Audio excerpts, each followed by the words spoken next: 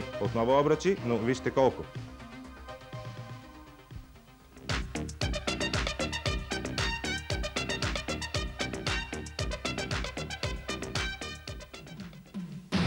Българската циркова артистка Надежда Романюк ще се опита да подобри световният рекорд на хула-хоп или игра на обръчи, а още по-точно брой едновременно завъртяни обръчи около тялото, обаче с подаване.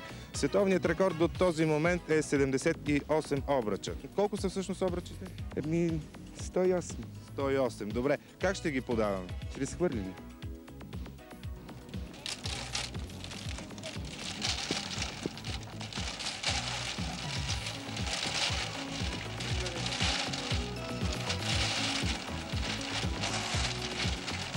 Обръчите са вече 100, 105, 106, 107, 108. Новият световен рекорд по въртене на едновременно обръчи около тялото, българската циркова артистка Надежда Романюк. Честито! Мерси!